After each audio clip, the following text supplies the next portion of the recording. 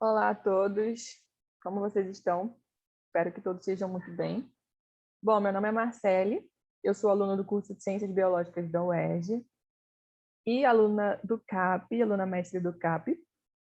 Vim trazer essa aula para vocês hoje, que é sobre os primeiros vertebrados, sobre os condrictes, osteíctes e anfíbios.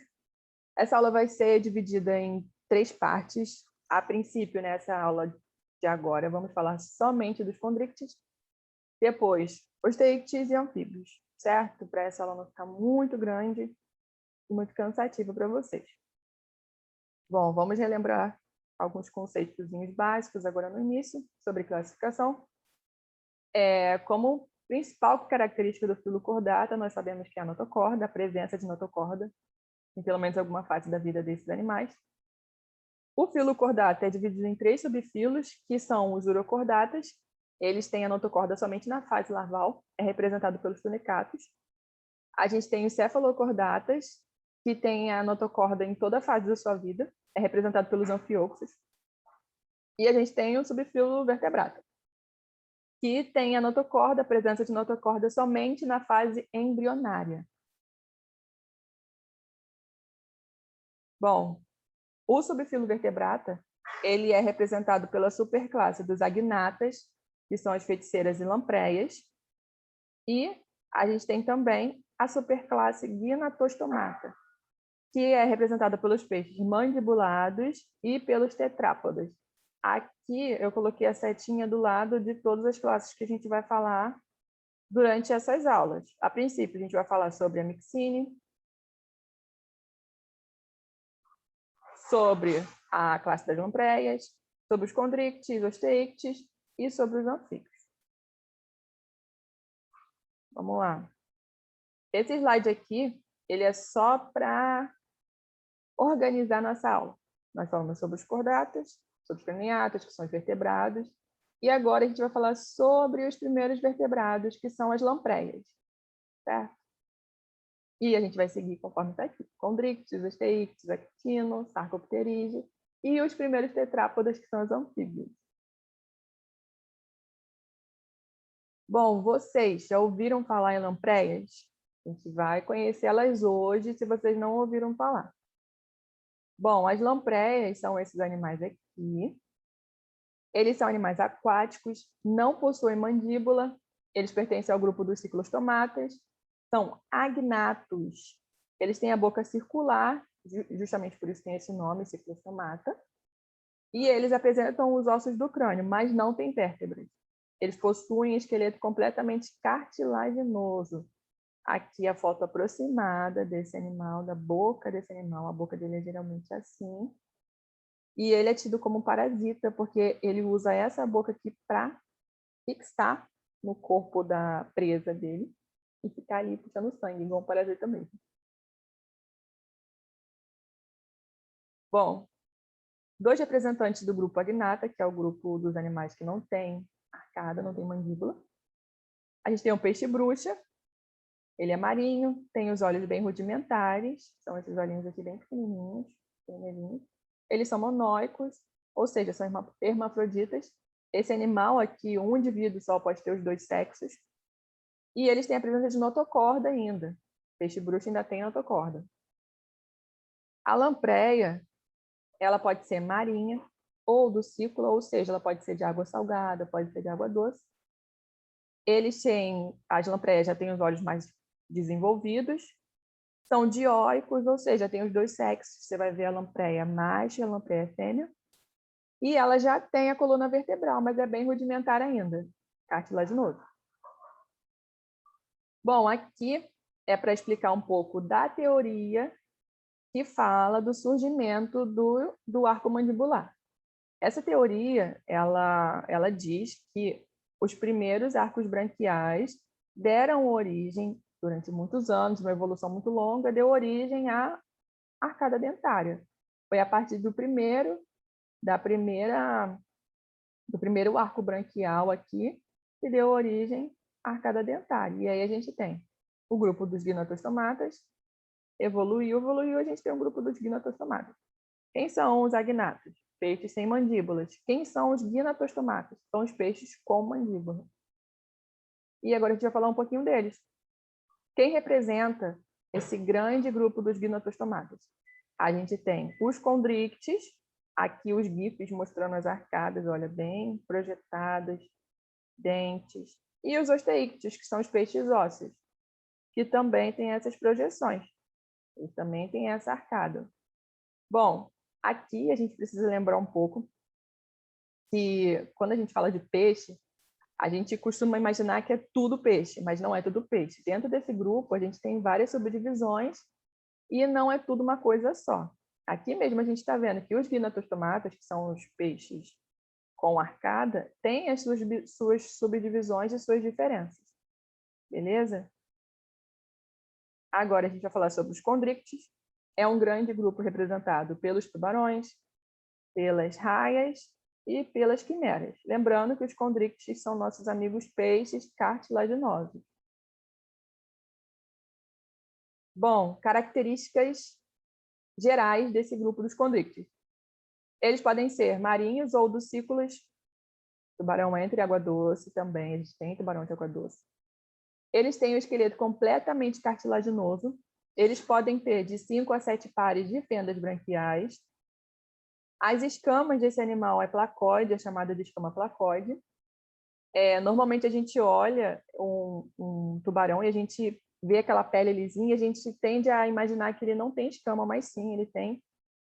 Eles podem ter a boca ventral, eles podem ter a boca subterminal ou terminal, vai depender da espécie do animal. Eles são dioicos, ou seja, você vai ter o tubarão macho e o tubarão fêmea.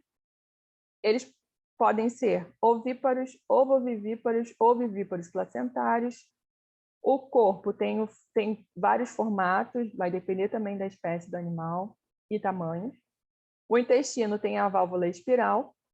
A respiração ocorre por brânquias. A circulação é simples, sistema digestório completo.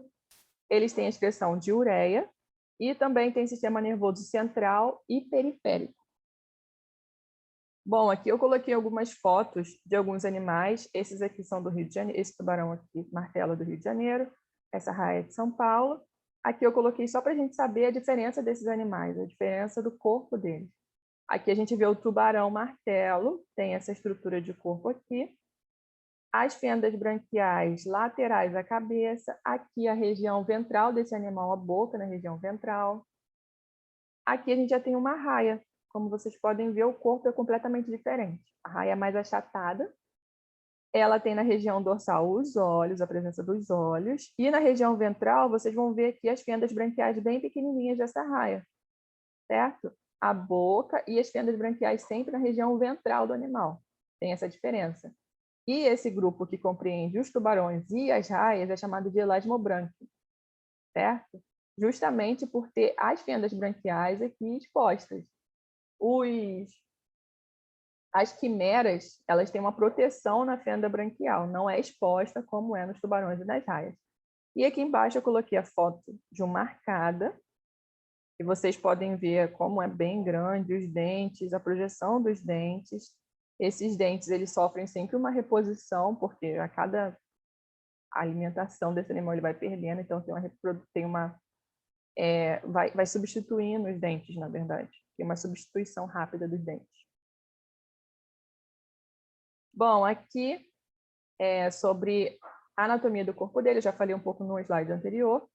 Aqui eu só gostaria de acentuar para vocês como é direitinho aqui as fendas branquiais, o espiráculo que eles têm também, a nadadeira pélvica, a nadadeira anal, primeira e segunda dorsal, e aqui como é a escama que eu havia falado anteriormente, porque a pele do animal, a pele dos tubarões, elas são aparentemente lisas, mas essas aqui são as escaminhas que vocês vão ver se fizer histologicamente, puxar uma escaminha, botar lá na lupa, vocês vão conseguir ver que elas são assim, certo? E uma curiosidade dessas escamas é que elas têm a mesma estrutura do dente do tubarão. Elas têm a polpa, a dentina, e é a mesma coisa do dente dele. Bom, sobre a anatomia interna, nós falamos no slide anterior.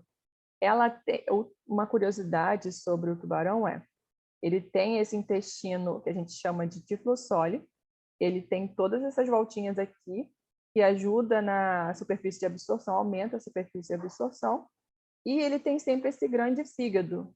Esse grande fígado dos tubarões, no caso dos elasmobrancos, que são os tubarões e as raias, ele é voltado para flutuabilidade. Ele ajuda esse animal a flutuar, certo? Nos peixes, a gente vai ver que tem nos peixes ósseos, a gente vai ver que tem uma diferença, mas no tubarão, o fígado é usado para flutuabilidade, por isso que sempre que vocês, no caso, veem alguém limpando um tubarão, sempre vai ter essa visão aqui. O fígado vai ser sempre o primeiro órgão que vai se destacar quando abrir um animal. Essas fotos aqui são minhas mesmo. O primeiro que caiu aqui, ó, é um fígado bem grandão, esse animal, o que ajuda eles na flutuabilidade, certo? Bom, outra coisa bem curiosa, que é uma raia, eles podem até ter 3 fígados, ou seja, o fígado desses animais pode ser bilobado ou trilobado. Olha, 3 fígados, 3 lóbulos do fígado desse animal. É bem grande e é bem importante. Essa importância, ela vai além da flutuabilidade. Ela entra também numa questão de que quando essa raia, esse animal está na época de reprodução, o fígado ajuda a produzir o vitelo dos filhotes, que é uma nutrição para os filhotes. Então, vai sair daqui. Sempre que a raia ou o tubarão estiver na fase reprodutiva, estiver com filhote, esse fígado vai estar sempre menor, porque ele vai ter ajudado a produzir o vitelo para esses filhotes, para a nutrição desses filhotes. A título de curiosidade. Bom, como eu havia falado, eles são dioicos.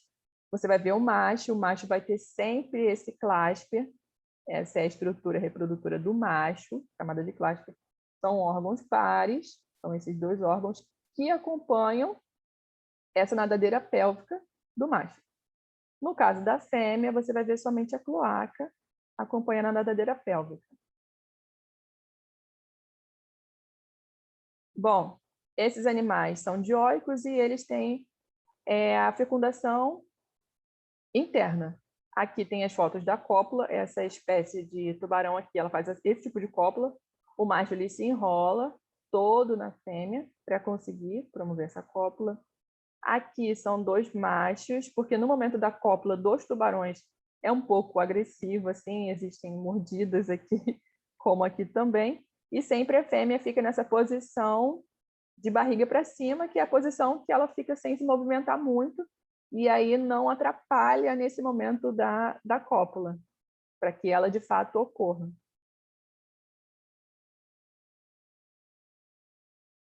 Bom, aqui eu coloquei um pouco da parte anatômica do sistema reprodutor desses animais.